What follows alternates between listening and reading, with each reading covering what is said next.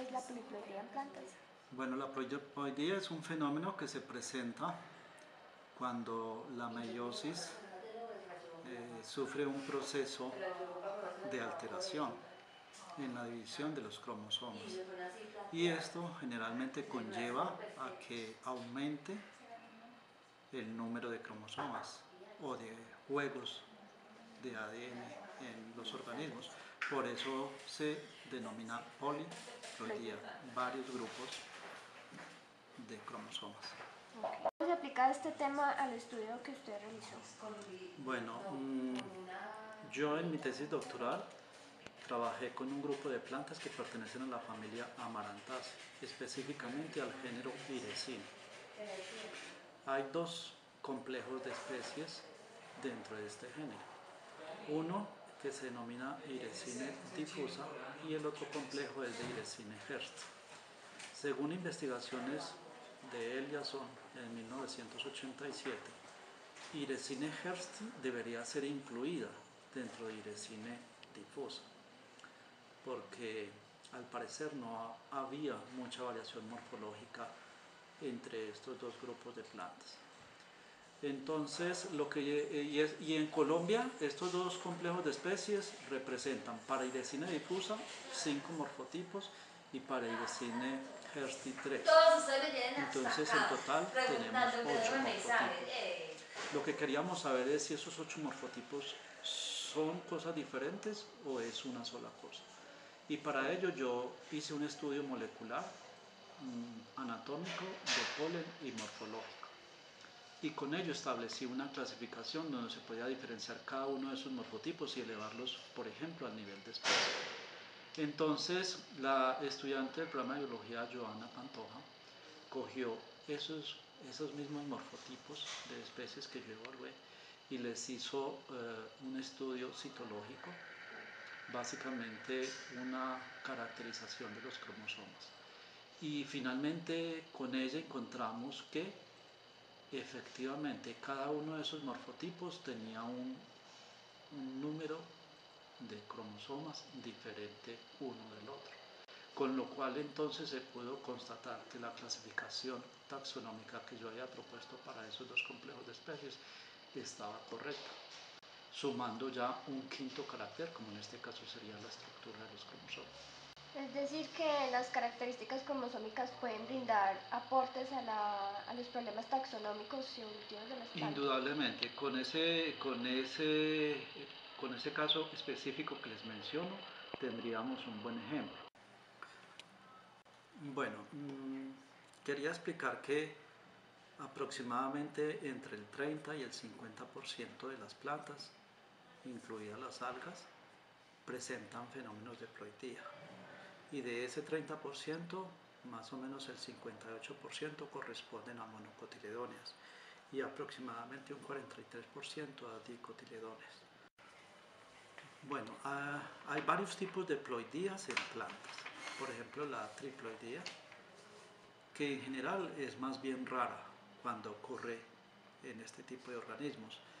Y siendo rara, en muchos casos el organismo puede ser viable, pero generalmente son estériles. Así que traen ese tipo de dificultades para este tipo de organismos. ¿Y en qué tipo de plantas las vemos, las presentan?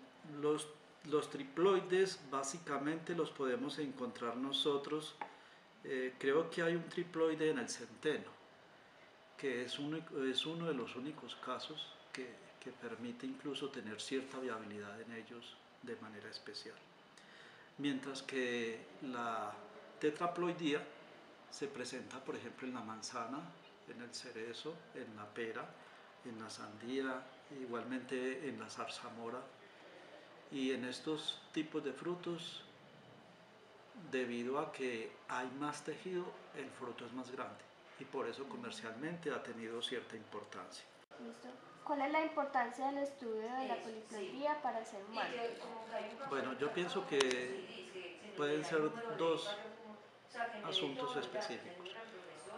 Uno, el que se pudieran hacer diagnósticos precoces, tempranos, de cierto tipo de enfermedades que se presentan en nosotros, y que de esta manera se pudiera llegar a evitar tantos traumas que se presentan en parejas cuando un embrión puede traer problemas como por ejemplo la trisomía 21 o el síndrome de Turner, entre otros, que generalmente causan problemas de estatura, retardo mental o feminismos, entre otros casos.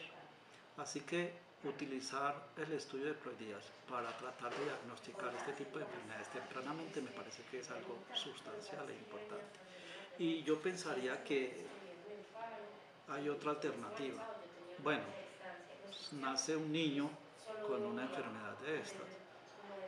Lo que en ese caso tocaría es buscar cómo mejorar la calidad de vida de una persona que ya trae una enfermedad como estas. Entonces, si se hicieran estudios que permitieran mejorar esa calidad de vida de este tipo de personas, creo que también sería un avance muy importante, no solo para la medicina, sino para la salud humana. La poliploidía, de manera particular para Guado angustifolia, puede entenderse como la posibilidad que tienen de repotenciarse algunos genes que expresan características favorables para la especie. Actualmente estamos desarrollando un proyecto alrededor de ese tema con Guado angustifolia y específicamente con una variedad que se llama Grandicaugla, con el objeto de poder generar poliploidía en algunas de estas accesiones a nivel in vitro, con el fin de que de alguna manera se haga mejoramiento genético de la especie y poder obtener luego cultivares que tienen garantías de tener estructuras muy grandes, de tener capacidad de resistencias más altas al resto de las especies. Generalmente la poliploidía es inducida por procesos, o sea, se puede dar de manera natural, pero la tendencia es que ocurra mediante procesos externos. Nosotros estamos utilizando una serie de reactivos para inducir esa poliploidía en Guado, por ejemplo. ¿Qué tipo de Orisalina, y estamos utilizando otro reactivo, ¿cómo se llama? Orisalina en principio. La orisalina es ¿qué es? Es un reactivo bastante fuerte que genera ruptura del núcleo celular y eso da la posibilidad que luego se formen protoplastos y a partir de esos protoplastos podamos desencadenar todo un proceso pues, de mejoramiento de la especie como tal. Ante la pregunta que me hacen acerca de la importancia de la poliploidía en los vegetales, yo la enfocaría más hacia la agricultura. Al final tengo mi formación básica como ingeniero agrónomo. En ese sentido, las plantas han tenido su poliploidización de manera natural y, ejemplo, la hibridación que ocurre en uno de los casos, el plátano y el banano son producto de híbridos, ¿cierto? En ese orden de ideas, cuando hay esa condición de hibridación, les permite mejorar sus condiciones organolépticas, si es que estamos esperando alimentarnos de las plantas, sus condiciones parece de resistencia, ese vigor híbrido se manifiesta ahí y puede generar mayores condiciones de resistencia o de por lo menos tolerancia a plagas o enfermedades. Y otra condición es que en la medida que han sido naturales es muy seguramente que en nada están, pareciera, afectando condiciones de biodiversidad. Cuando el hombre interviene en la hibridación, ejemplo, ideas como hibridizar la guadua, es un proyecto que tuvo una profesora acá, la profesora de genética, que por algún motivo ya no está al interior de la universidad, y que un estudiante continuó con el proyecto, hibridizar la guadua, a alcanzar que se obtengan nuevos materiales que muy seguramente propendan por obtener guaduas de mejor calidad, de mayor resistencia, tanto resistencia mecánica y física para la construcción como seguramente resistencia biológica al ataque de plagas y o enfermedades. Pero ese manejo de la hibridación artificial por nosotros en los laboratorios es algo complejo, no es fácil, porque desafortunadamente no se sabe qué puede ser lo que ocurre como resultado de esa hibridación. Entonces, ejemplo, hibridizar a partir de momentos y obtener una célula con poliploidía que nos genere un nuevo individuo, no sabemos con qué características va a ser, no sabemos qué tomó al momento de ocurrir la hibridación, qué tomó de sus parentales y qué vaya a manifestar posteriormente en el campo. Cuando ya esté en condiciones de campo esa planta, no sabemos cómo se comporta. Entonces, esa podría ser las dos maneras en que yo puedo ver la hibridación, desde la manera natural y desde la manera artificial. Porque otro fenómeno que no es hibridación, sino la ingeniería genética, ya toca un tercer aspecto, y es a un individuo incluirle unos genes, posiblemente de otro individuo, que sin necesidad de que ocurra una hibridación, terminen siendo individuos no diferentes, porque no son híbridos, pero son con nuevas características, así no sea sino una, como tolerancia a una enfermedad, o como tolerancia a condiciones de sequía, o como mayor productividad, o simplemente el cambio del color de la inflorescencia, o de la flor, o de alguna de las partes de la flor. ¿Cuáles son las perspectivas futuras de la sistemática molecular y estudios de evolución poliploide? Bueno, la evolución no es teleológica, entonces lo que uno tiene que tener claro, digamos, al principio es eso, que las especies no cambian con un sentido, con una dirección hacia algo, con un deseo a cambiar, ¿sí? Entonces, pues realmente no es que la sistemática molecular tenga una perspectiva futura, ¿sí?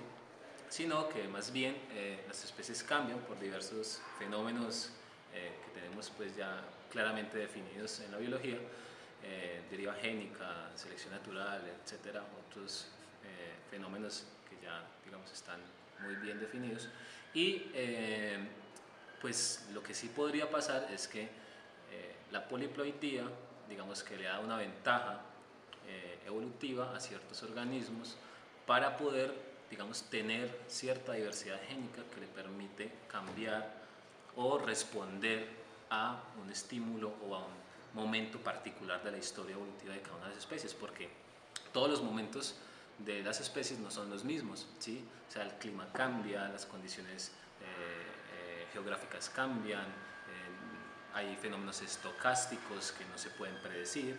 Entonces, digamos, en el caso particular de las plantas, es muy, digamos, común que uno encuentre que esa poliploidía les ha dado ventajas evolutivas para responder a ciertos estímulos particulares de un momento en particular en la historia.